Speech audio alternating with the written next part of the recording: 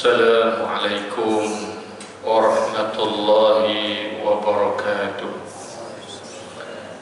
Kita mulakan dengan Ummul Kitab Al-Fatihah. A'udzu billahi minasy syaithanir rajim. Bismillahirrahmanirrahim. Alhamdulillahi rabbil alamin. Ar-Rahmanir Rahim. Maliki yaumiddin. Iyyaka na'budu wa iyyaka nasta'in. Ihdinas siratal mustaqim. Siratal ladzina an'amta 'alaihim ghairil maghdubi 'alaihim waladdallin.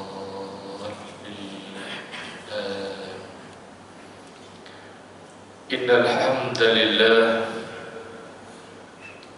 nahmaduhu wa nasta'inuhu wa nastahdihi wa nastaghfiruh. ونعوذ بالله من شرور أنفسنا ومن سيئات أعمالنا من يهده الله فلا مضل له ومن يضلل فلا هادي له أشهد أن لا إله إلا الله وأشهد أن محمدا عبده ورسوله اللهم صل وسلم وبارك على سيدنا وحبيبنا وشفيعنا وذخرنا ومولانا محمد وعلى آله وصحبه أجمعين. أما بعد.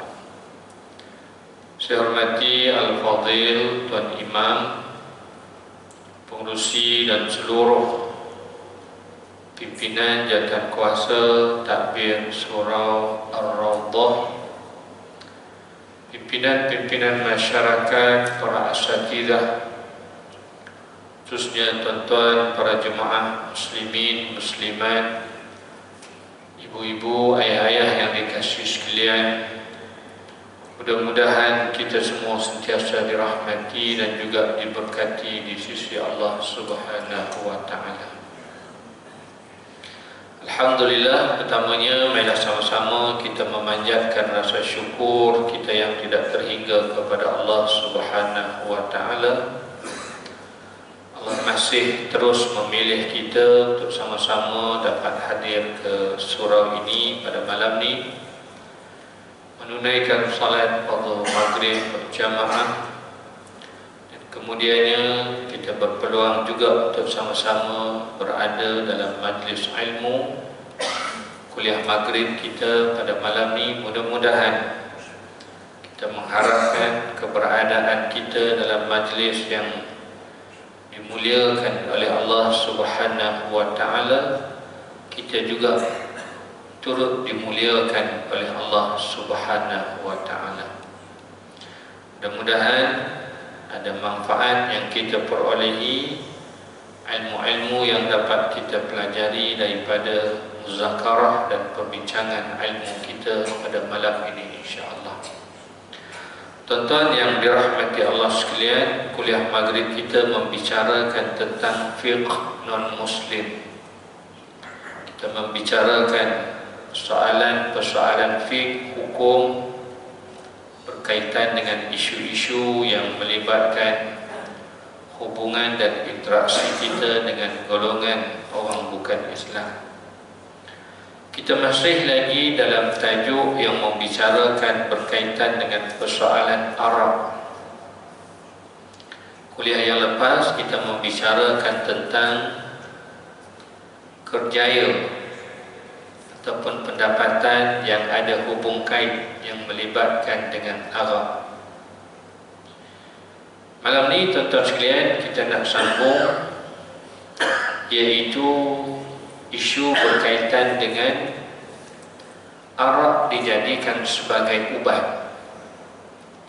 Sebab ada juga timbul isu pendapat yang mengatakan bahawa ada setengah rawatan menggunakan Arab sebagai ubat.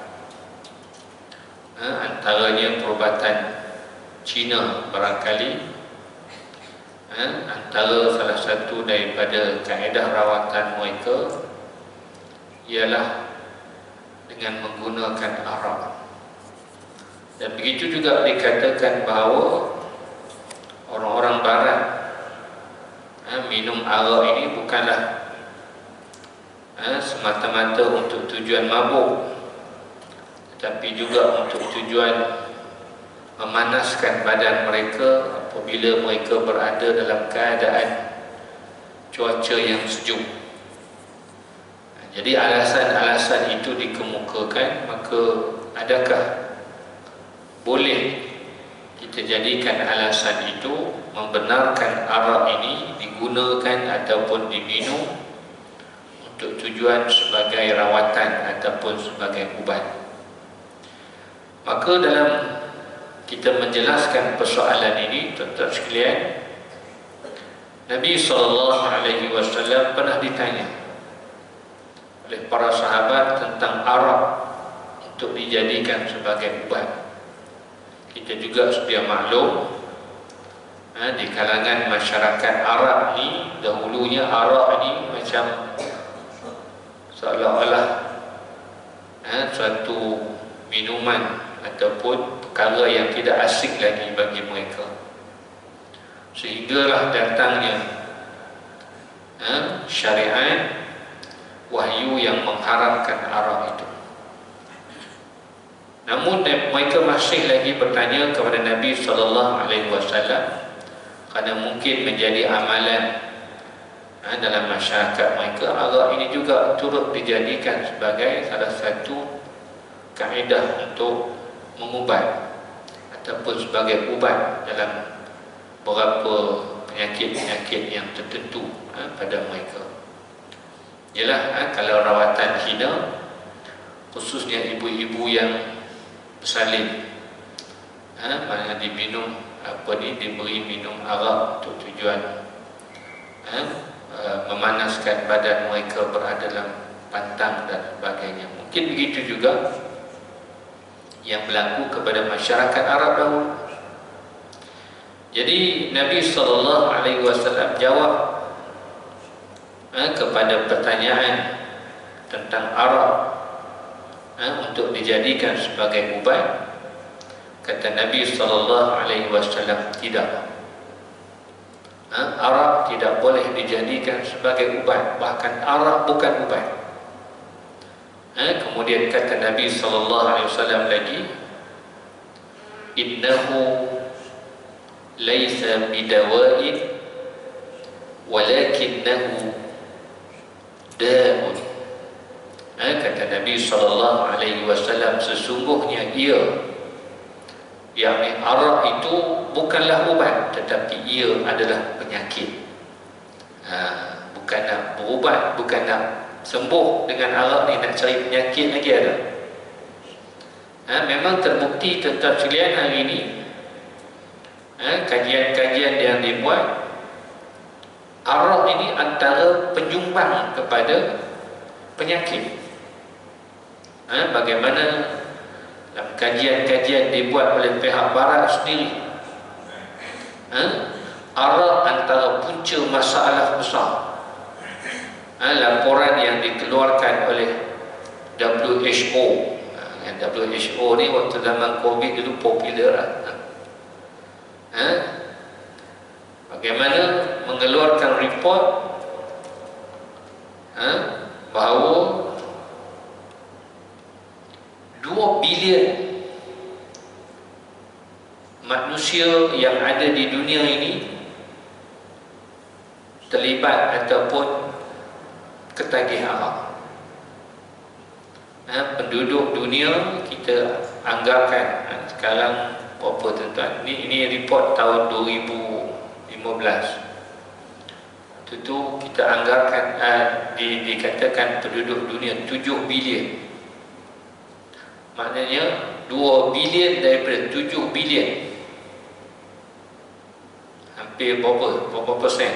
30% penduduk dunia ni ketagih arak. Dan kata mereka, daripada 2 bilion itu 76 juta daripadanya mengalami masalah yang disebabkan berkaitan dengan arak, penyakit yang berpunca daripada arak itu. Jadi itu menunjukkan bahawa suatu punca besarlah, kesan besar. Orang yang ketagih arak ni akan mendatangkan risiko dan penyakit pada mereka. Jadi ini membenarkan apa yang disebut oleh Nabi SAW, bahawa arak itu bukan ubat tapi penyakit. Bahkan juga dikatakan bahawa arak ini antara punca kematian. Arak menjadi sebab musabab dalam satu laporan kepada 1.8 juta kematian di seluruh dunia, dan di Eropah sahaja menjadi penyebab kepada 55,000 kematian di kalangan golongan muda, khususnya yang berumur antara 15 hingga 29 tahun pada setiap tahun. Jadi memang kalau dah mabuk ni macam-macam lah, kita pun takut. Memandu dalam keadaan mabuk, tengok apa yang berlaku di negara kita pun banyak berlaku kes-kes boleh menghilangkan, menyebabkan kecelakaan yang lain. Kerana apa? Kerana di bawah pengaruh arak, alkohol, mabuk. Bahkan juga dikatakan bahawa arak ini juga boleh mengundang penyakit kanser, meningkatkan risiko kanser. Banyak lagi lah kalau kita nak sebut tentang kesan-kesan daripada arak. Jadi ini kita nak menyatakan bahawa apa yang disebut oleh Nabi SAW itu tepat. Bila ditanya tentang arak, adakah arak boleh dijadikan ubat, tapi apa yang dijawab oleh Nabi, innahu laisa bidawa'in walakinnahu da'un. Arak itu bukanlah ubat, akan tetapi ia adalah penyakit. Dan Nabi SAW juga bersabda, innallaha anzala da'a wad dawa wa ja'ala likulli da'in dawa'an fatadawu wa la tatadawu bil haram. Ini kaedah dalam kita nak berubat. Kata Nabi SAW, sesungguhnya Allah lah yang menurunkan penyakit itu. Allah lah yang mengizinkan penyakit itu berlaku pada kita, dan Allah lah juga yang akan mendatangkan ubat ataupun penyembuhnya, syifa. Maka kata Nabi SAW, Allah menjadikan bagi setiap penyakit itu ada ubatnya, kecuali 2 saja penyakit yang tak ada ubat. Lain daripada 2 penyakit ini semua berikhtiarlah. Sebab tu kata Nabi, fatadawu, maka berubatlah kalau sakit, jangan pernah berputus asa. Melainkan 2 je penyakit yang tak ada ubat, iaitu penyakit tua dan penyakit yang Allah jadikan sebab untuk nak akhirkan hayat, penyakit yang boleh akan membawa kepada kematian. Tak payah nak buat apa lah. Kalau dah Allah tentukan ajalnya, maka berubatlah macam mana pun, akhirnya kita akan mati juga, meninggal juga. Ataupun penyakit tua, sebab tu mengarut je, buat ubat kembali jadi muda lah, apa tak akan jadi kembali muda. Kan? Kita hanya tertipu saja. Hakikatnya memang dah tua. Sedar dirilah. Memang tak ada. Hal lain apa jenis penyakit Allah datang teruk macam mana pun, kata Nabi, fatadawu, maka berubatlah. Tetapi wala tatadawu bil haram, dan jangan kamu berubat dengan benda-benda yang haram. Itu kaedah dia. Baik itu tuan-tuan sekalian, kita dilarang dalam kaedah kita nak merawat, kita nak berubat ni, jangan sampai kita terjebak ataupun mengambil perkara-perkara yang haram untuk dijadikan rawatan ataupun untuk merawat penyakit kita. Dan satu lagi Nabi SAW menyebut, naha Rasulullah SAW anid dawa'i bil khabis. Nabi SAW menegah berubat dengan benda-benda yang kotor, benda yang najis. Kita kata arak ini juga termasuk benda yang najis, benda yang kotor. Sebab tu berubatlah, asalkan jangan kita berubat dengan benda-benda yang haram ataupun melibatkan unsur-unsur yang haram yang dilarang. Umpamanya ini banyak berlaku kepada masyarakat. Kita orang Melayu suka jumpa bomoh. Sedangkan bomoh ini ialah satu benda yang dilarang. Bomoh dalam arti kata merawat dengan menggunakan meramalkan ataupun menggunakan unsur-unsur makhluk halus. Ini yang disebut bomoh. Sebab tu dalam Islam dia tak sebut, dia akan sebut kalau perubatan Islam kita akan sebut bomoh lah. Bomoh ni lebih menggunakan jampi serapah yang tak tahu apa maksudnya, yang menyeru kepada makhluk-makhluk halus. Dan sifatnya bila kita pergi jumpa, dia akan sebut benda-benda yang gaib yang kita tak nampak. Macam mana dia boleh sebut? Dia menggunakan makhluk halus. Dalam diri kita ni ada qarin, ada jin yang pendamping. Maka jin dia dengan jin kita itulah berpakat. Sebab tu dia sebut benda walaupun dia tak tahu, dia tak pernah kenal pun, kita tak pernah jumpa, tapi dia sebut tu sebiji betul.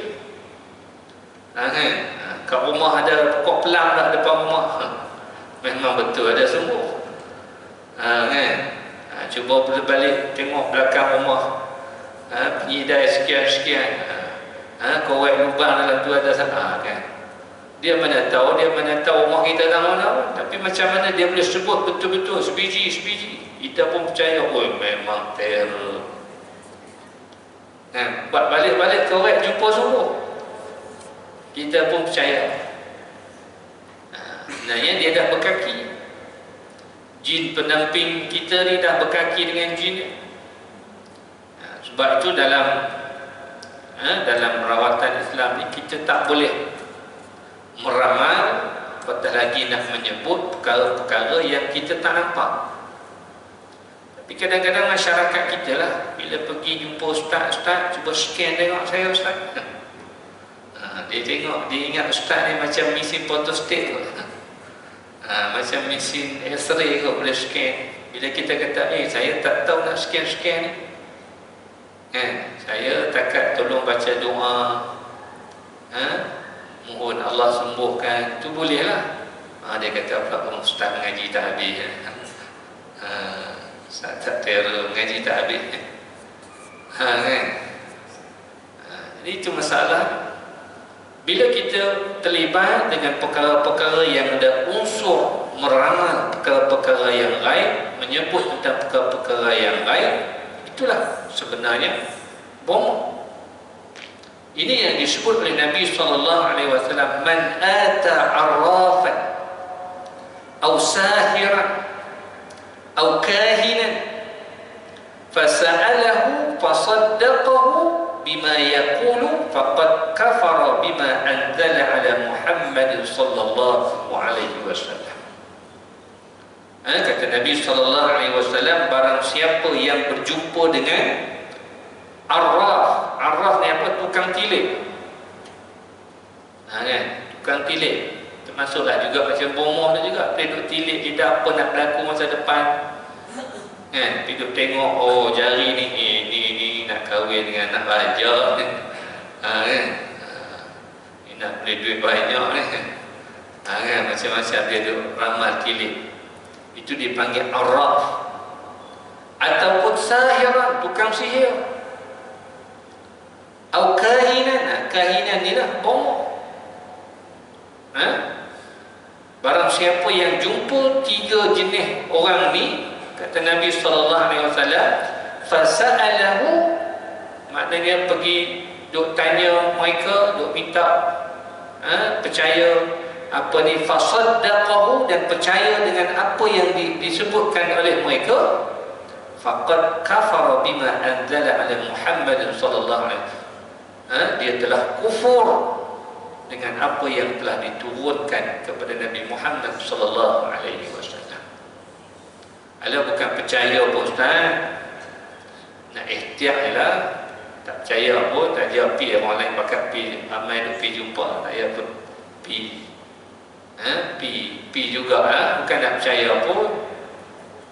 Walaupun tak percaya, kata Nabi, man ata arrafan fasa'alahu an syai'in lam tuqbal lahu salatan 40 lailatan. Kalau tak percaya tapi pi jumpa tanya juga, Allah tak terima pahala solat dia sebanyak 40 hari 40 malam. Jangan buat main-main. So jangan, kalau tahu ada sifat unsur yang macam tu, nak kenal bomo ni, satunya dia akan sebut perkara-perkara yang baik, meramal benda yang dia tak nampak, tapi dia boleh tahu, mengaku dia tahu siapa duk buat kat kita, siapa duk dia pun tak tahu, mana dia tahu. Sebab tu dalam rawatan Islam ni tuan-tuan ya, Tuan Guru almarhum Tuan Guru Arundin telah duduk pesan, dalam rawatan Islam ni kita boleh kata penyakit tu buatan orang satu je, confirm. Kalau dia dah berkahwin, orang tu orang perempuan datang dan keadaan memang perut dia dah besar, tu kita boleh kata ini memang confirm penyakit buatan orang,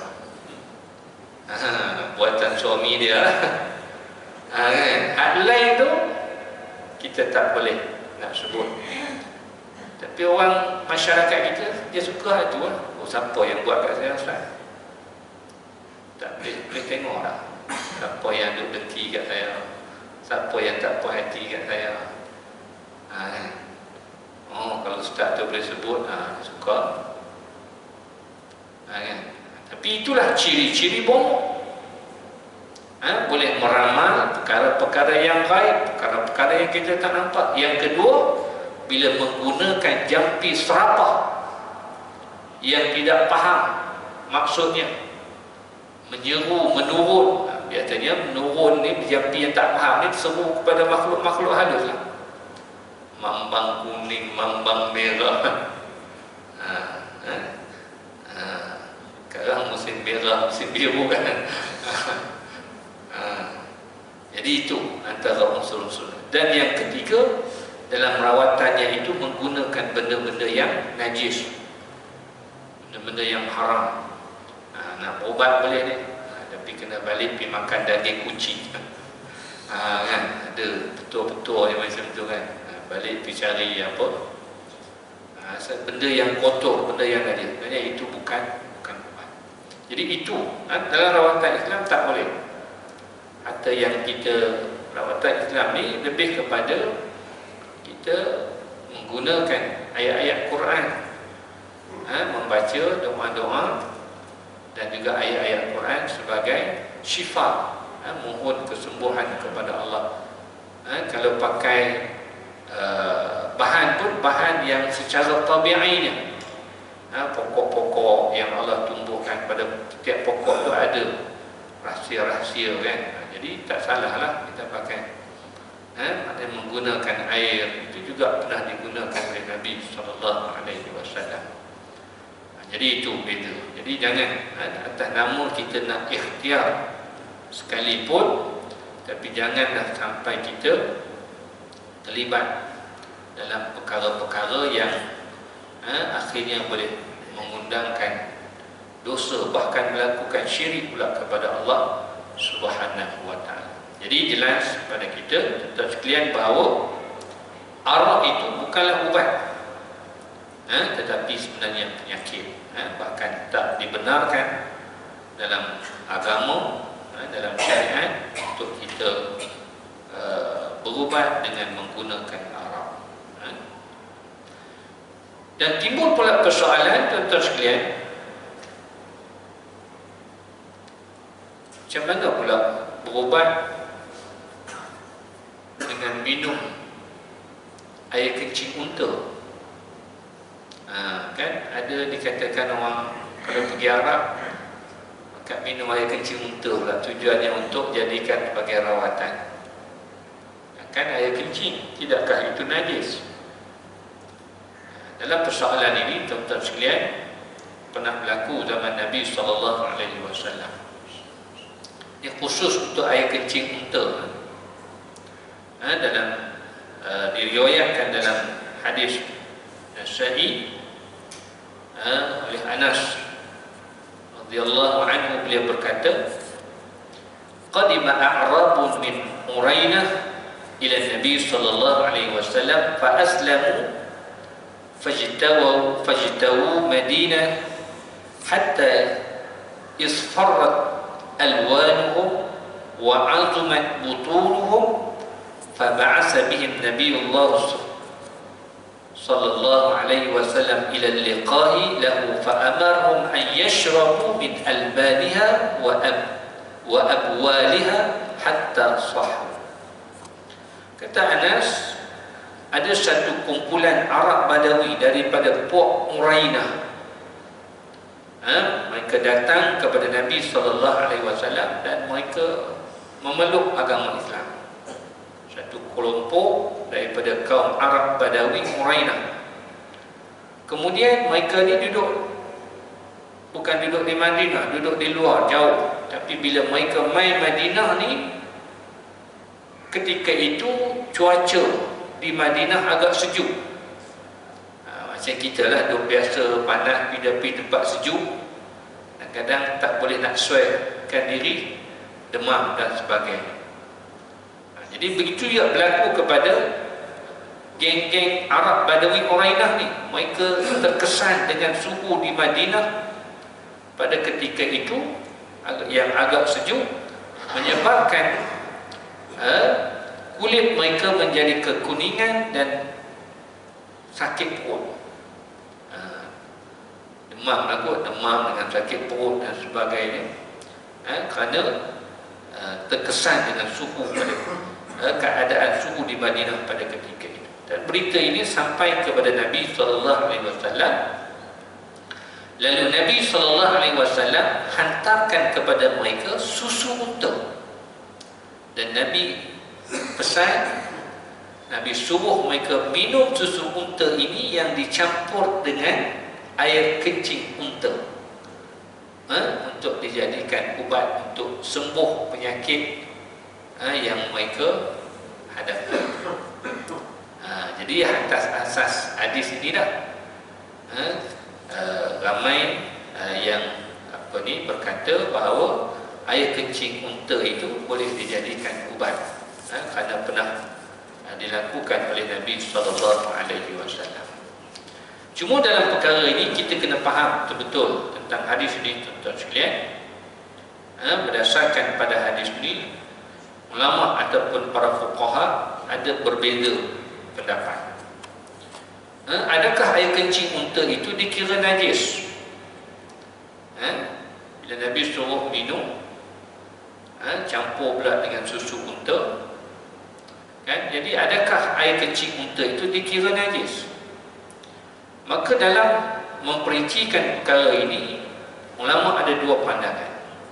Satu pandangan yang mengatakan bahawa air kencing unta itu bukan najis. Ini pandangan dalam mazhab Imam Malik, Imam Ahmad dan sebahagian di kalangan ulama-ulama salaf, termasuk juga beberapa orang ulama dalam mazhab Syafi'i, antaranya Ibnu Hibban, Ibnu Munzir dan lain-lain. Mereka ini berpendapat bahawa air kencing unta tidak najis. Sebab tu Nabi suruh minum susu itu dicampur dengan air kencing unta. Apa yang adalah air kencing unta itu soal lain lah. Kalau adalah kajian-kajian yang dibuat ada kandungan kalsium yang tinggi dan sebagainya, itu lain. Cuma nak persoalannya, Mereka ni berpandangan bahawa dia tidak najis. Tetapi pandangan daripada Imam Syafi'i sendiri, dalam mazhab Syafi'i atau Imam Syafi'i sendiri dan jumhur ulama berpandangan air kencing unta najis. Kan? Dalam bab fiqh pun kita belajar air yang keluar dari tubuh kita, maka itulah najis. Kan? Apatah lagi bila keluar daripada saluran kencing itu kan. Jadi bagaimana pula berubat dengan najis? Maka para fuqaha bersepakat mengatakan bahawa haram kita berubat dengan najis. Seumpamanya arak, kita dah jelas tadilah, kita dah bincang arak najis, maka sebab itu tidak boleh kita berubat dengan arak. Dan ini bertepatanlah dengan apa yang disebut oleh Nabi SAW. Innallaha lam yaj'al shifa'akum fima harrama 'alaikum. Sesungguhnya Allah tidak akan menjadikan penyembuh buat kamu daripada apa yang telah diharamkan oleh Allah Subhanahu wa taala ke atas kamu. Tetapi ketika berlaku keadaan yang tidak ada minuman yang lain, dan sekiranya kalau kita tak minum kita mati, ini kaedah darurat lah, kita kata darurat, haram pun jadi wajib pula kita makan kerana atas nama untuk nak menyelamatkan nyawa kita. Dulu kita bincang dalam bab darurat. Sebab ada kaedah dalam kaedah usul fiqh menyebut ad-darurat tubihul mahdhurat. Perkara yang haram dalam keadaan darurat diharuskan bila kita berada dalam situasi darurat. Tapi nak define darurat itu bukan semudah itulah. Pendapat mazhab Syafi'i membenarkan perubatan yang menggunakan najis lain daripada perkara yang memabukkan. Walaupun asasnya bahawa tak boleh kita berubat menggunakan benda yang najis, tapi Syafi'i, dalam mazhab Syafi'i sendiri berpegang pada kaedah boleh atas tujuan nak berubat, kerana berubat ni juga dianggap sebagai suatu darurah. Kita nak sembuh, tapi dengan syarat benda tu walaupun najis sekalipun, tapi benda itu tidaklah termasuk dalam arti kata yang memabukkan, maknanya terkeluar daripada arak itu. Cuma pendapat ini juga yang dipegang oleh jumhur ulama. Jadi berbalik kepada hukum berubat dengan menggunakan air kencing unta ni, tidaklah semudah itu kita kata hari ni sebab orang pergi je, jom kita pergi Mekah, pergi umrah je, pergi ladang unta, tahan air kencing unta terus minum kan? Tapi bukan begitu sebenarnya. Kata Imam Nawawi menyebut hukum berubat dengan air kencing unta ini dibolehkan berdasarkan kepada dalil hadis yang kita sebutkan tadi. Nabi pernah buat, maka atas asas itu boleh, tetapi dengan syarat-syarat yang tertentu. Syaratnya, kata Imam Nawawi, kalau nak dijadikan air kencing unta itu sebagai ubat, pertamanya hendaklah ia mengambil air kencing unta itu sebagai ubat daripada orang yang arif tentang ubat-ubatan. Bukan kita sendirilah yang pitadah air kencing itu terus minum macam tu kan.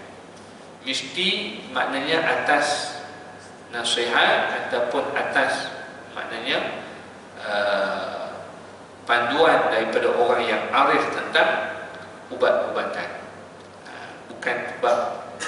Bukan semua penyakit yang boleh dirawat dengan air kencing unta ni. Kemudian sekiranya yang ingin berubat tidak tahu tentang ubat-ubatan, maka hendaklah dia dapat nasihat daripada pengamal perubatan orang Islam yang maknanya yang mahir tentang perubatan dan ubat-ubatan. Dan Imam Baghawi menambah lagi, cukup sekadar seorang, kita dapat nasihat dari seorang pun sudah memadai. Maknanya bukan semudah kita jumpa air kencing unta terus kita minum. Jadi mestilah dengan atas nasihat pakar, orang yang arif tentang ubat-ubatan dan juga penyakit, maka bolehlah. Kenapa boleh? Kerana menunjuk bahawa Nabi SAW juga pernah merawat orang yang sakit dengan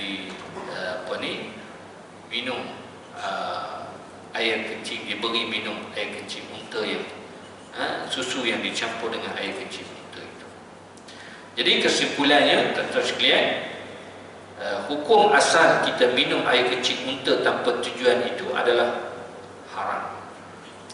Kalau saja-saja kita nak pergi minum, kan, hidup tadah, lepas tu minum macam tu je, hukumnya adalah haram. Tetapi harus digunakan untuk tujuan perubatan setelah mendapat nasihat daripada pakar perubatan ataupun pakar-pakar yang tahu tentang ubat-ubatan, dengan kita nak menggunakan air kencing unta itu sebagai ubat dalam perawatan kita. Jadi itulah yang kita kena ambil faham. Jadi maknanya jangan terwenang-wenang kita pergi lepas ni pergi Mekah, Madinah, terwenang-wenang pergi tahan ambil air kecil minum macam tu lah. Kan? Dia tetap dalam mazhab Syafi'i tetap dihukum juga najis air kecil unta itu. Cuma dibolehkan untuk digunakan rawatan kerana bersandarkan pada apa yang pernah dibuat oleh Nabi SAW. Itu pun maknanya mestilah dengan mendapat nasihat daripada orang yang arif tentang ubat-ubatan itu, bukan atas pandai kita sendiri saja. Jadi itu, tuan-tuan sekalian, kalau ditanya tentang bagaimana berubat dengan menggunakan dengan meminum air kencing unta itu sendiri. Kemudian tuan-tuan yang dirahmati Allah sekalian, sikit lagi kita ambil satu lagi soalan kaitan dengan arak ini, pelaburan dalam syarikat yang ada kaitan dengan arak. Walaupun sebelum ni dalam kuliah yang lepas kita dah bicara sedikit tentang kejaya-kejaya yang ada hubung kait dengan arak, maka kita dilarang untuk terlibat. Tetapi dalam soal pelaburan dalam syarikat yang ada hubung kait dengan arak ini, kita kena lihat dalam dua keadaan. Satunya pelaburan ataupun keterlibatan secara langsung, yakni kita melabur dalam syarikat yang directly memang core business dia arak. Umpamanya syarikat arak lah, Kasbet, apa lagi, syarikat-syarikat yang jelas memang kita kata apa, pendapatan mereka, hasil mereka daripada sumber arak. Yang kedua, pada syarikat yang tidak ada kita kata apa, kaitan secara langsung dengan arak, tapi ada unsur arak dalam syarikat mereka. Umpamanya dalam hotel, core business dia hotel, tapi dalam perniagaan hotel dia ada sedikit arak yang juga diservekan, dan pendapatan dia, keuntungan dia tidaklah datangnya sepenuhnya daripada arak itu. Jadi setakat mana yang kita boleh melabur dalam syarikat yang ada hubung kait dengan arak, setakat mana yang dibenarkan. Ini yang kita nak timbulkan. Hak yang jelas directly memang core bisnes dia itu arak, itu jelaslah, memang kita tak boleh terlibat. Tapi hak syarikat yang ada sikit hubung kait dengan arak ni, setakat mana kita boleh, kan? Apatah lagi kita duduk dalam ekonomi yang hari ini banyak dikuasai oleh orang bukan Islam. Kok mana pun kadang-kadang kita tak boleh nak elak 100% bersih yang tidak ada unsur-unsur yang haram itu. Jadi setakat mana yang boleh, insya-Allah kita akan sambung sikit. Kita bagi laluan untuk azan dulu tuan-tuan. Kita akan sambung sikit lagi. Silakan.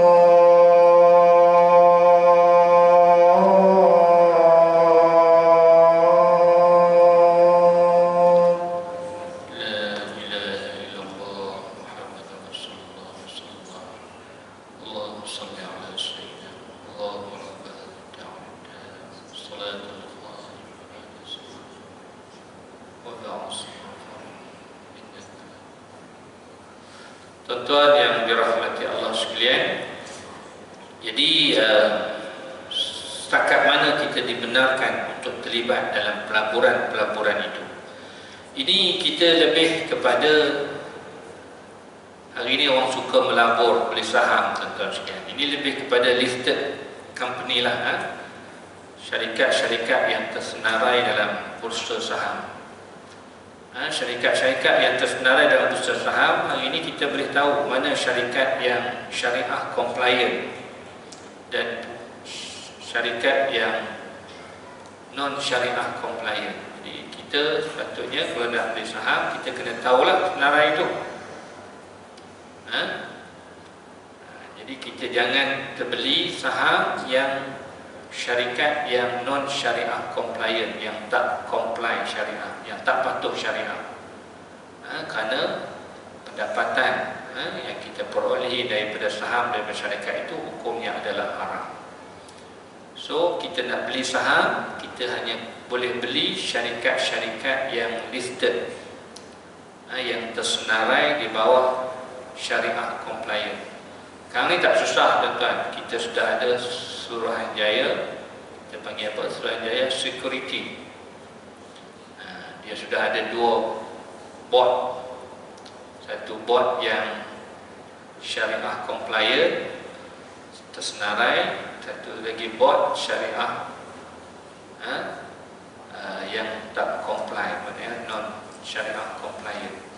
So jangan belilah saham Kasbert ke apa ke, kerana walaupun nampak termasuklah saham Maybank. Maybank non syariah compliant.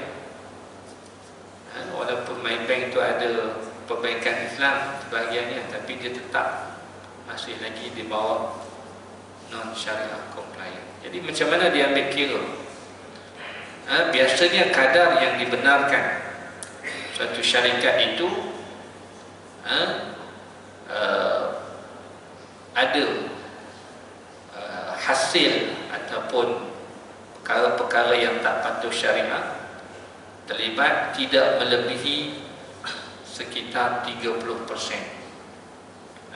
Maknanya kalaulah pelaporan suatu syarikat itu 70%-nya halal dan 25%-nya haram, maka syarikat itu masih lagi akan disenaraikan sebagai syarikat yang syariah compliant. Dalam arti kata harus untuk kita melabur dalam syarikat begitu. Kenapa? Kerana mengambil kira berdasarkan kepada majoriti pelaporan. Kerana agak sukar dalam keadaan hari ini untuk kita nak pastikan bahawa 100% daripada company itu, company-company yang besar, listed company ini terlibat ataupun tidak terlibat dengan perkara-perkara yang tidak patuh syariah.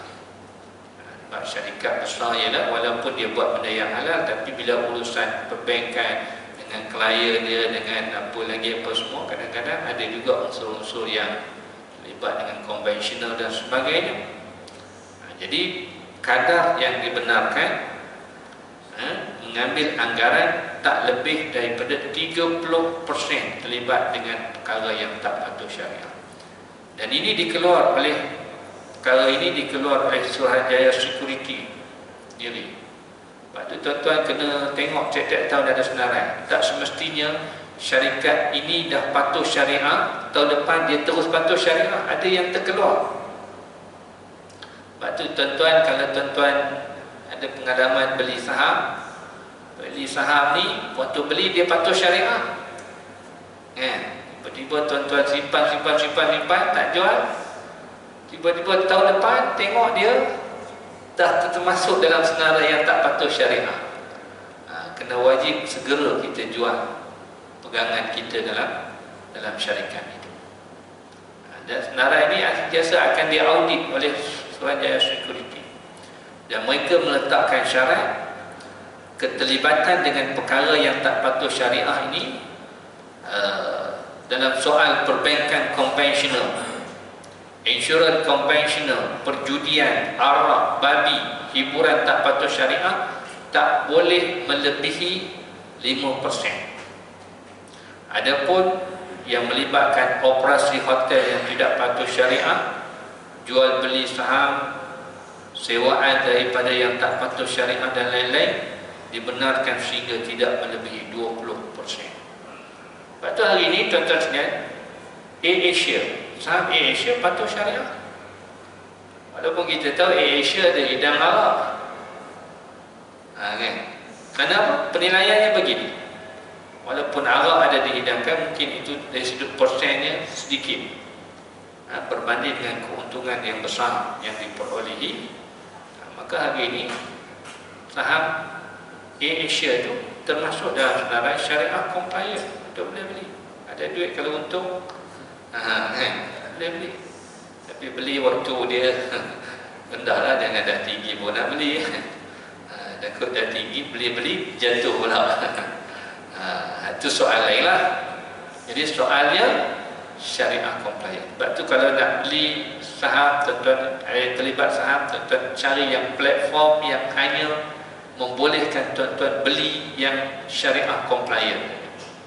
Ada platform dia kalau tak syariah compliant tuan-tuan tak boleh beli walaupun tersenarai.